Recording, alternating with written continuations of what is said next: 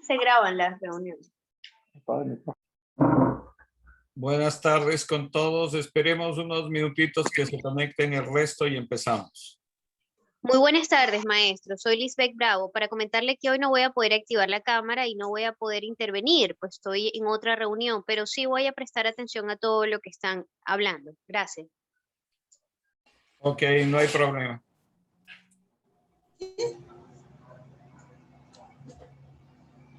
Buenos días, buenas tardes. Perdón. Buenas tardes.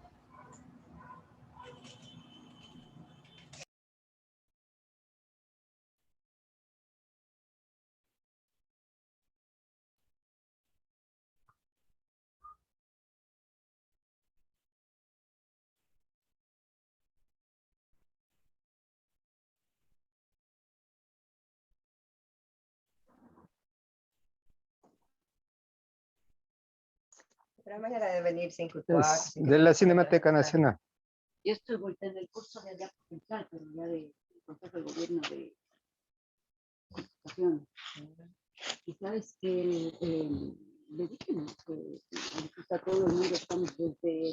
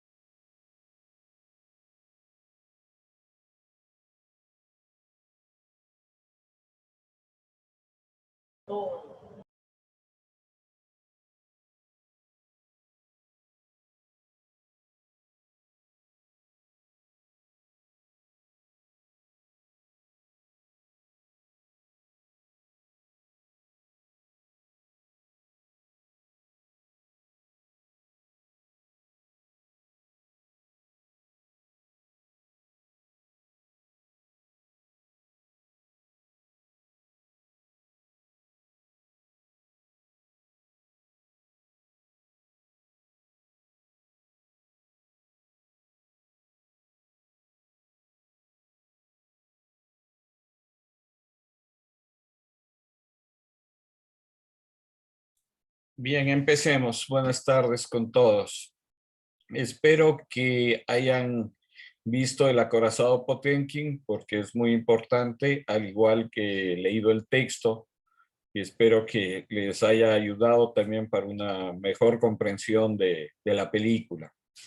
Esta película es muy importante dentro de la historia del cine mundial porque Sergei Eisenstein, que fue no solo un cineasta, sino un teórico del cine, es el que realmente comienza a analizar todas las películas que se habían hecho hasta ese momento y comienza a reflexionar sobre el sentido y la forma en el cine. De hecho, 2 libros de él se titulan exactamente así, El sentido y la forma en el cine. Y es, como les decía, un teórico que comienza a sentar las bases del lenguaje audiovisual, del lenguaje cinematográfico. Entonces, esta película es muy importante porque no solo es un clásico, considerada una de las mejores películas dentro de la historia del cine mundial, porque tiene una estructura, si bien muy aristotélica en el sentido del guión, tiene una estructura como la estructura griega del drama, armada en 5 actos, pero guardando los 3 momentos dramáticos importantes. Y también porque esta película, en la estructura ya digamos, de su montaje, es en donde comienza a desarrollar toda su teoría, ¿no? Especialmente con las imágenes estas en progresión que lo va construyendo. Aquí vemos justamente en lo de la escalera de Odessa, ¿no? Esa intensidad en creciendo, que es lo que realmente va a caracterizar al lenguaje cinematográfico. El cine nos motiva, nos crea sensaciones, y esta es una de las primeras películas en lograr eso, en lograr una intensidad dramática a través de las imágenes. Bien, dicho esto, quisiera pasar a que ustedes den sus apreciaciones personales, un poco como, primero, como la vez anterior con el trabajo de Dalí. No quisiera empezar con una expresión lógica o un raciocinio lógico de ustedes con respecto a la película, sino sus impresiones sensoriales. ¿Cuál fue lo que les impresionó más de esta película? Porque el cine es entretenimiento también, es sensación. Entonces sí es importante analizar cuáles son esas primeras sensaciones. De pronto, algunos de ustedes que han estudiado ya cine, es una película que ya lo hayan visto, pero algunas personas de pronto lo han visto por primera vez, y ver qué sensaciones les produjo el ver esta película, El acorazado Potemkin. Igual, para participar, por favor, que levanten la mano para ir dando la palabra en un cierto orden. ¿Quién quiere participar, por favor?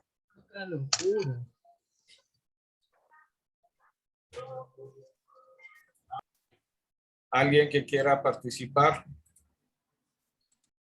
A ver, vamos por favor con Lisbeth.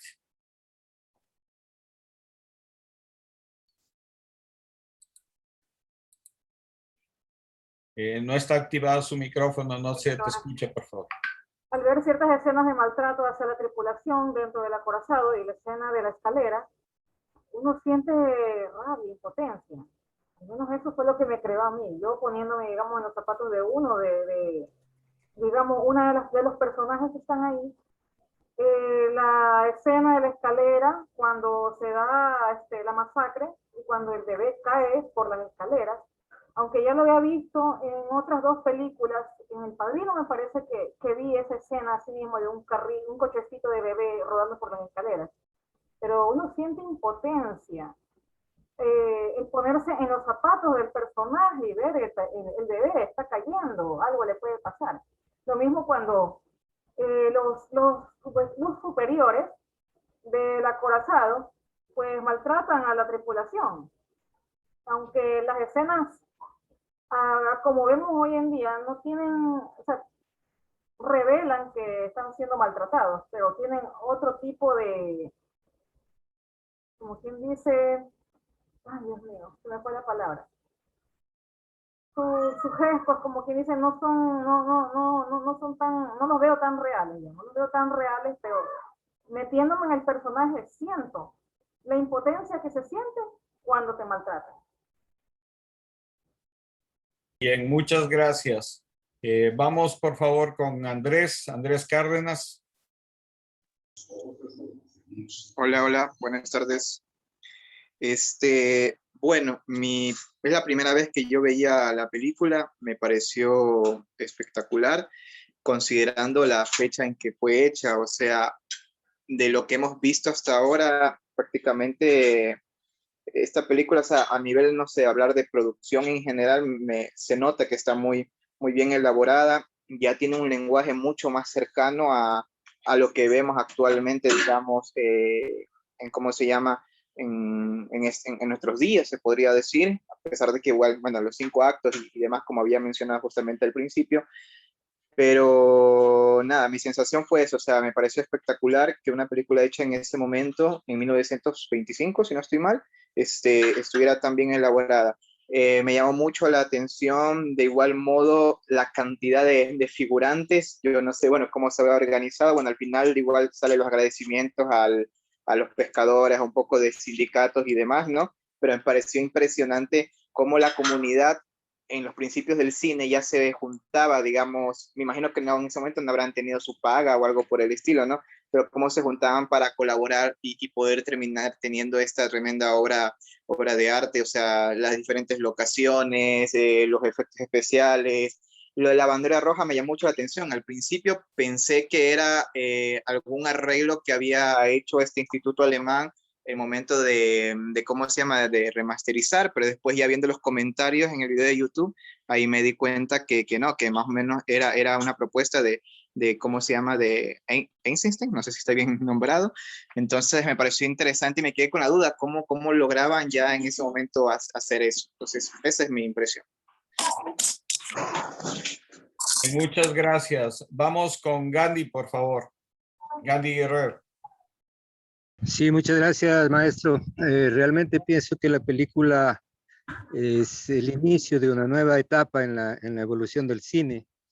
El director y productor de la obra realmente hace uso de recursos realmente novedosos, nuevos, ¿no? El uso mismo de el mostrar imágenes que provocan en el espectador ya ciertas reacciones, ciertas emociones, induciéndolo a.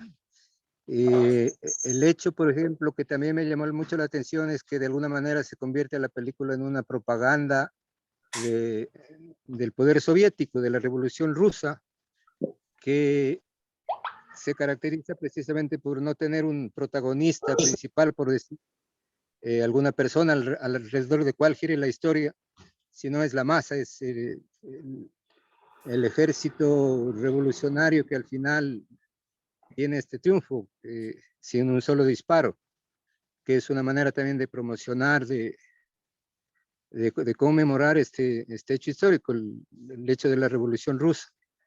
Realmente impresionante la cantidad de gente que participa en el evento. Yo por ahí leí que en alguna de sus otras películas intervinieron 100,000 extras y me parece increíble, ¿no? El uso de la iluminación, el uso de arrancar emociones a partir de la secuencia de imágenes. Realmente es impresionante cómo ya del cine comienza a tomar forma y comienza a perfilarse como el lenguaje que conocemos hoy. Muchas gracias. Gracias, Gandhi. Vamos, por favor, con Luis Bisuete.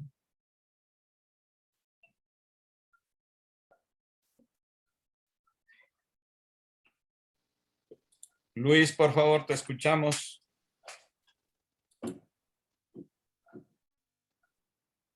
No sé si tienes conectado el micrófono. No se te escucha.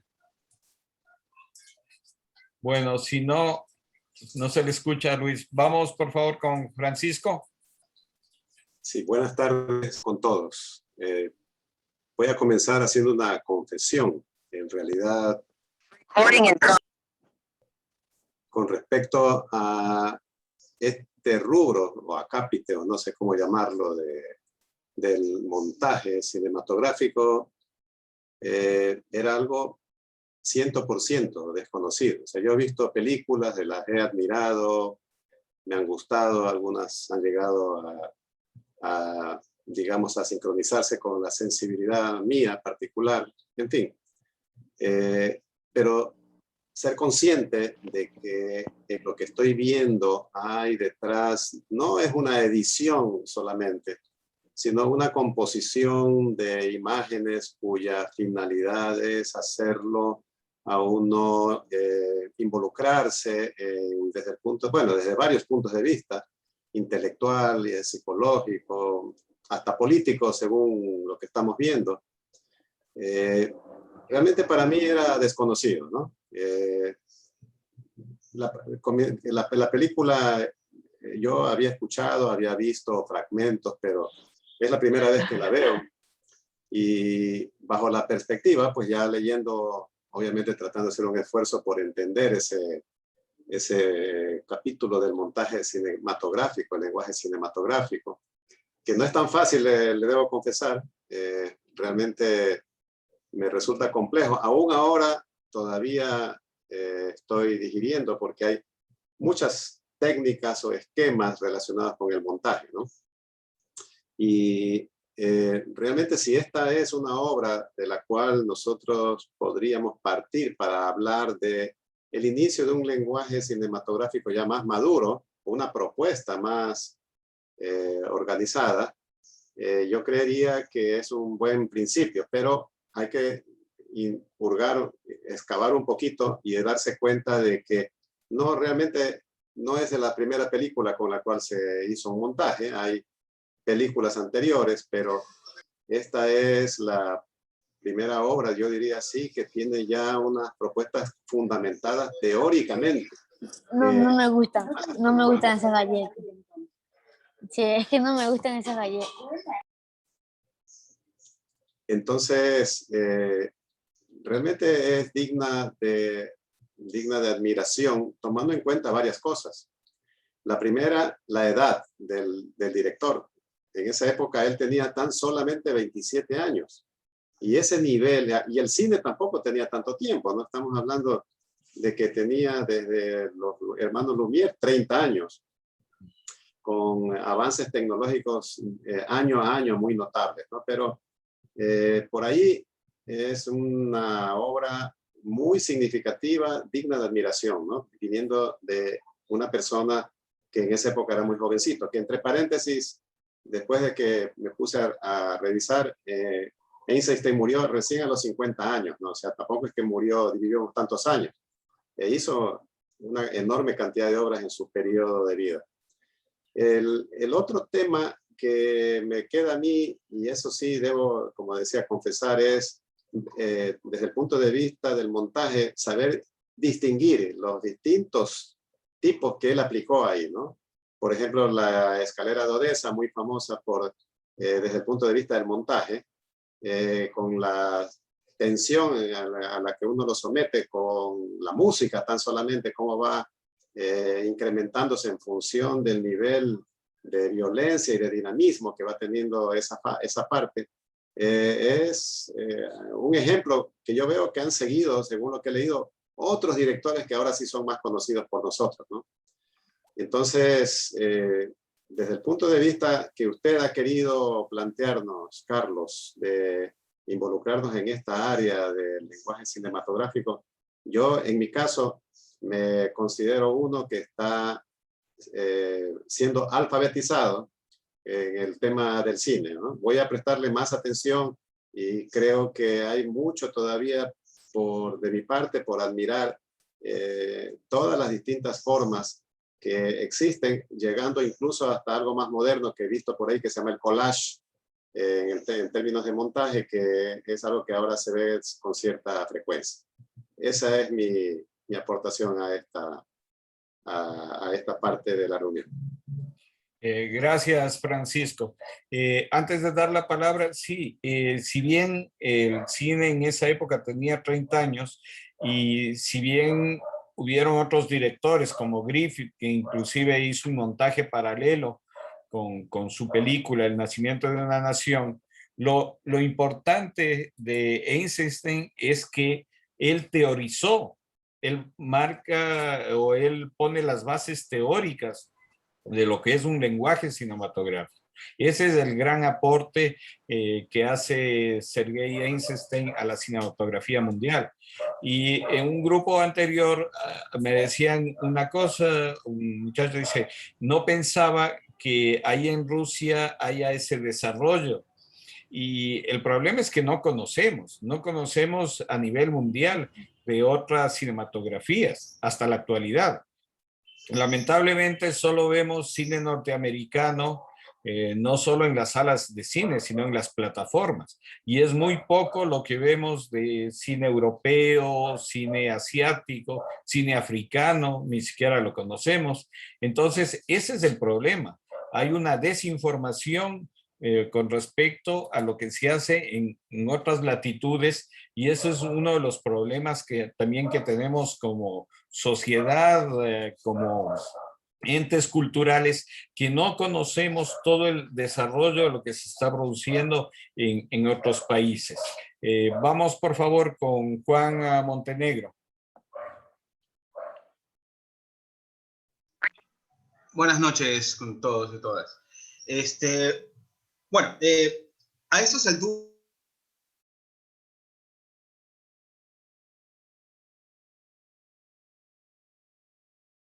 No sé qué pasó, no se te escucha. Algo pasó. Juan, no sé si puedes revisar tu conexión, que no se te escucha. Algo pasó. Vamos con Luis Bisuete, no sé si ya arregló su problema del audio. Luis, ¿quieres participar? Sí, ya lo arreglé.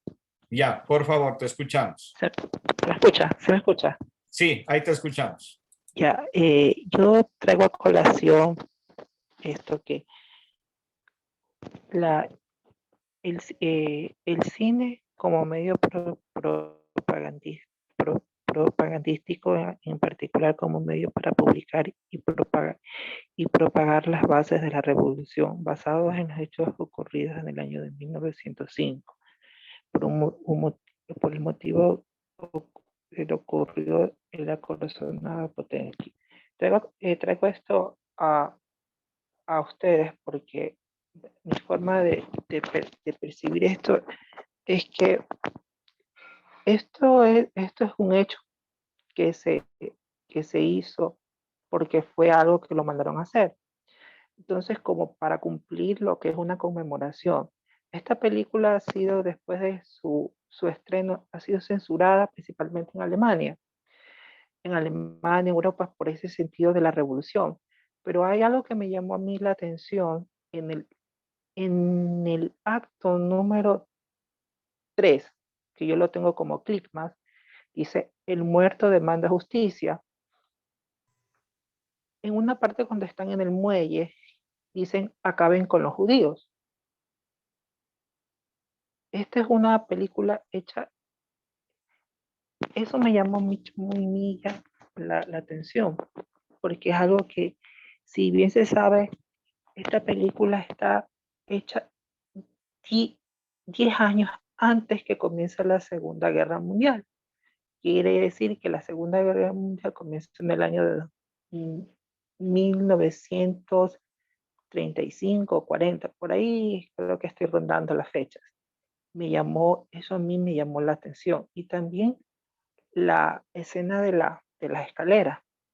Y quiero decir esto porque en la forma que está utilizando los planos picado contra picado, yo no quisiera decir lo que si ellos están utilizando la regla de 180 grados para filmarla. Eso es lo que yo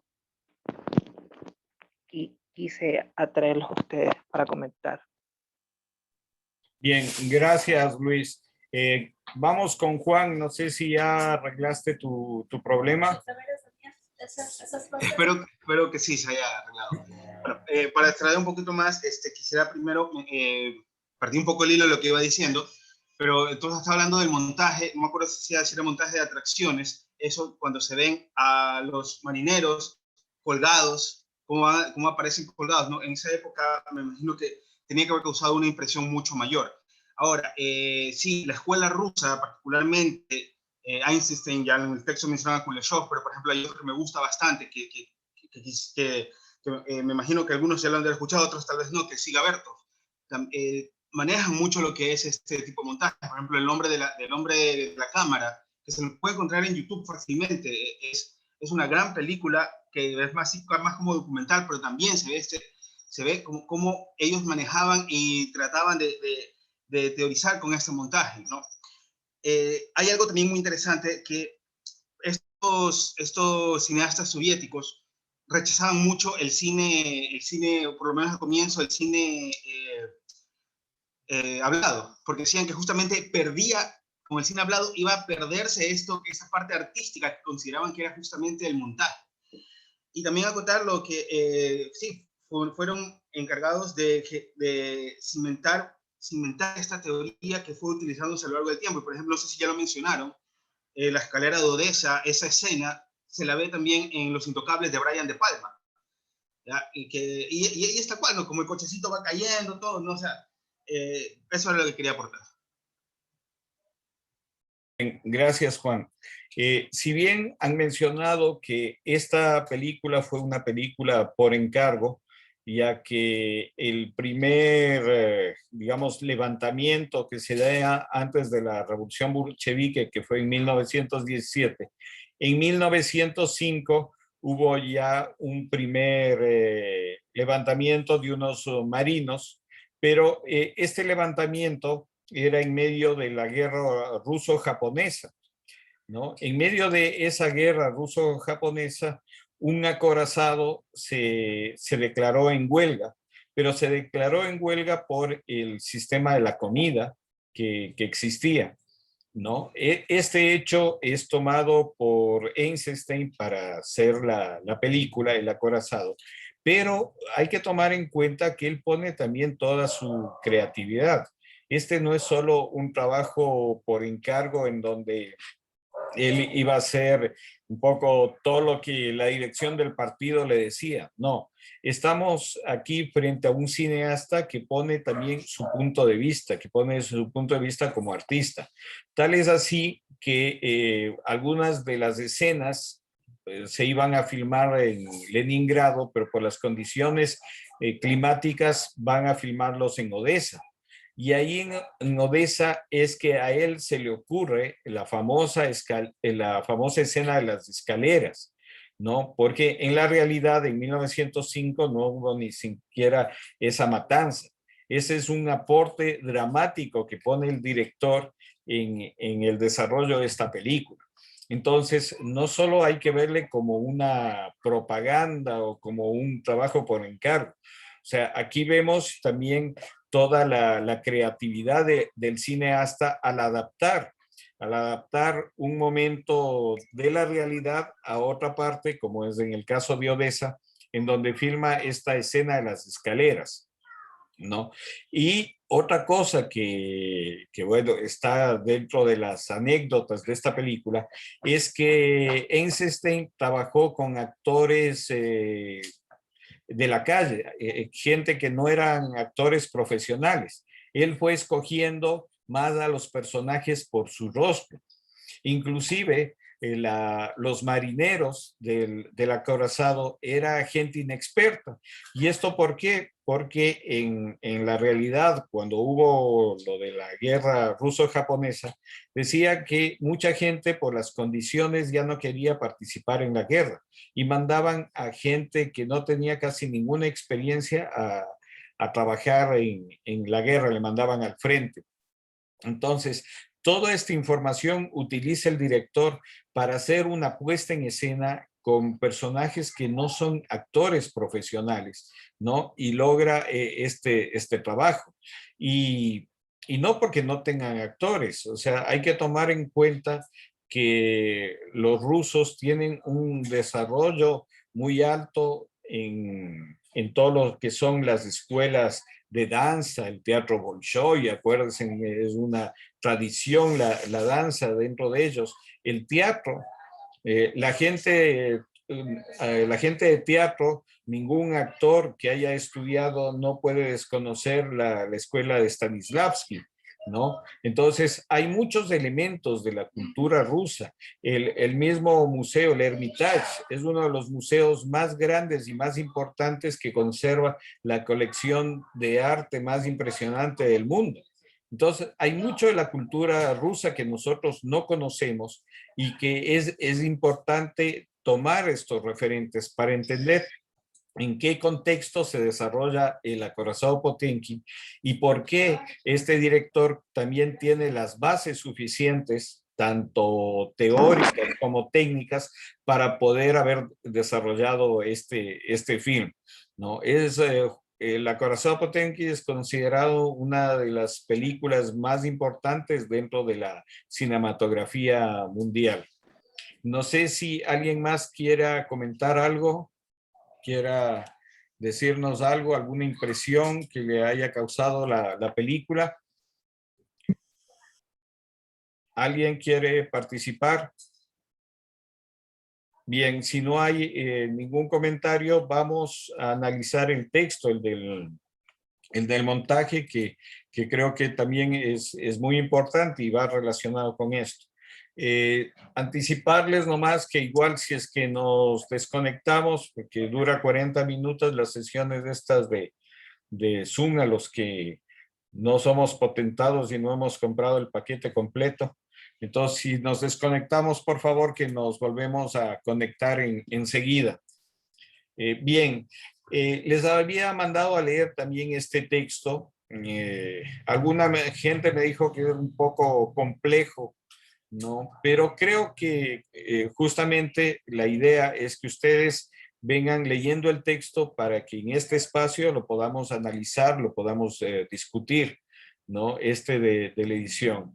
Este texto es un trabajo de una cineasta boliviana, que es su trabajo de tesis, que me pareció muy interesante, porque no solo hace un análisis pormenorizado de las diferentes escuelas o de los diferentes sistemas de edición o de montaje, sino que llega un poco hasta la actualidad, hasta la parte digital. Bien, eso, quisiera preguntarles, alguien que de pronto ya tiene una mayor experticia en el tema de montaje, ¿qué le ha parecido este texto? Pero igual, a las personas que no conocen, que son cinéfilas, ¿qué les ha aportado este texto sobre el montaje? Igual, las personas que quieran participar, que levanten la mano, por favor. ¿Alguien que quiera participar? Bueno, primero, ¿sí leyeron el texto? ¿O no han leído el texto? En mi caso sí lo leí, pero lo leí hasta la mitad. Ya. Bueno, ¿y quiere comentar algo? Está apagado el micrófono. A ver, vamos a dar la palabra a los que levantan la mano. Vamos con Andrés, por favor. Bueno, yo sí leí el texto, la verdad comparto con los comentarios que le habían hecho, sí me hizo un poco complejo en comparación a las dos lecturas anteriores. De lo que pude, digamos, rescatar, digamos, lo que más me quedó, y bueno, más que apreciación, yo creo que más me quedaron dudas, y más bien eso es lo que pienso compartir. Una de las dudas que me quedó era, cuando hablamos de montaje, no se da a entender como que es el todo prácticamente de lo que hace el director, porque a través del montaje, según lo que entendí, es donde uno pone prácticamente no solo la estética, sino también, ¿cómo se llama? El estado de ánimo, la temporalidad. Una parte decía eso de ahí, entonces me quedó esa como duda de que cuando hablamos de montaje, si es cuando verdaderamente puedo decir que estoy creando ya como tal la pieza, en este caso de cine, y más no basándome en el texto o basándome netamente en las imágenes. Entonces me quedó como digo, más dudas que certezas. Eso de ahí. Y también lo otro que rescato es que lo que ya hemos comentado al principio, ¿no? Salen los 4 o 5 tipos de, ¿cómo se llama? Montaje que teoriza, no sé si es montaje la palabra, que teoriza Eisenstein también. Entonces también, bueno, no lo entendí exactamente a qué se refería cada uno de esos, pero igual me pareció interesante cómo él fue ya teorizando todo eso de ahí. Entonces, como le digo, más dudas que certezas me queda del texto. Bien, gracias. Creo que eso es importante, ¿no? O sea, la duda es la fuente del conocimiento. Cuando a uno le quedan más inquietudes, eso es creo que lo importante en cualquier conocimiento. Vamos, por favor, con Gigi. Buenas noches. Leí el texto, pero hasta la página 5.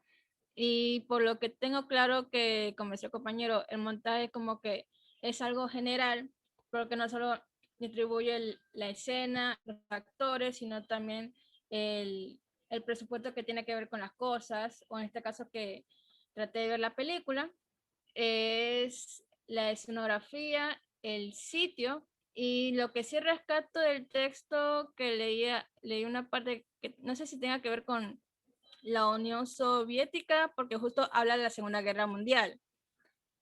Y creo que eso o sea, esto se relaciona a una parte de la página 71, bueno, página 3, que se emergieron nuevas posibilidades de experimentar, de experimentación formal, y el montaje volvió a ser una técnica y un movimiento determinante como una producción audiovisual, tal como se ve el film.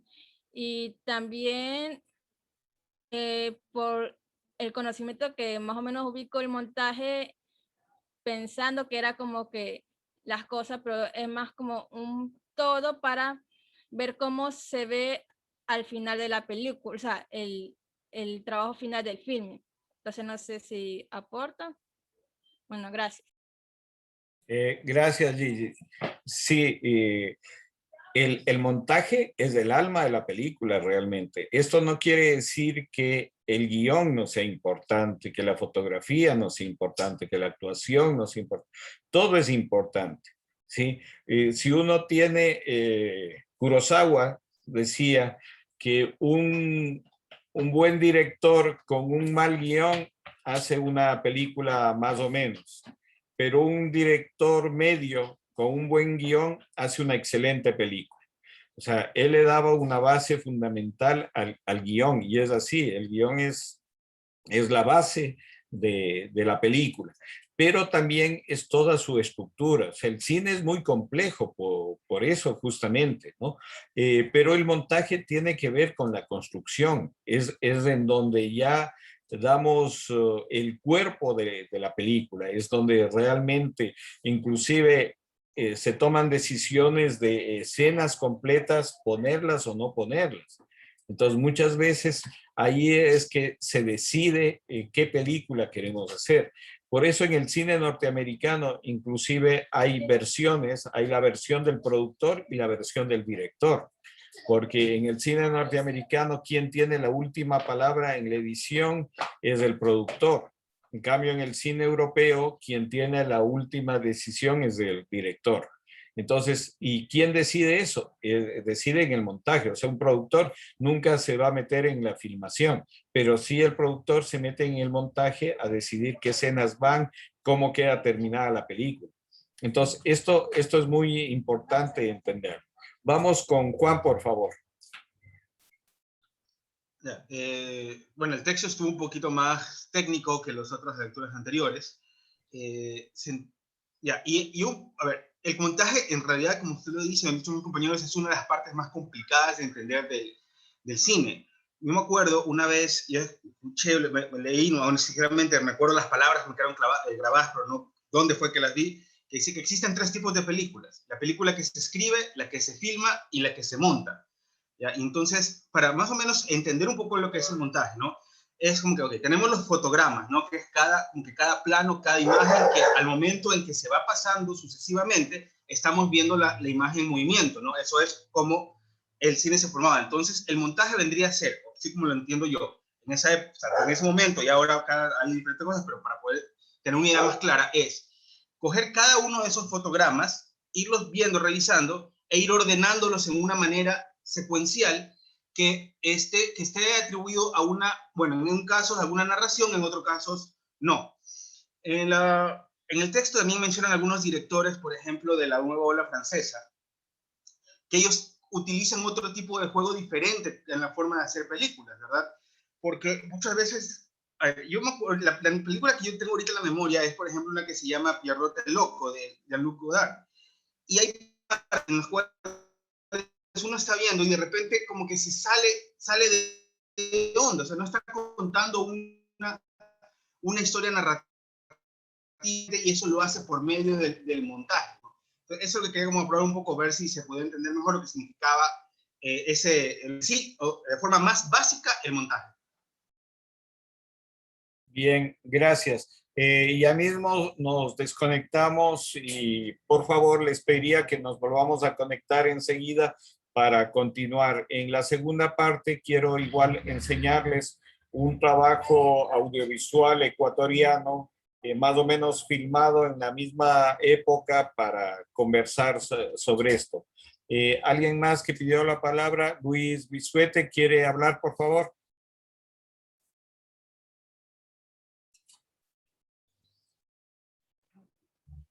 Bueno, yo interpreté la lectura que habla sobre el lenguaje cinematográfico.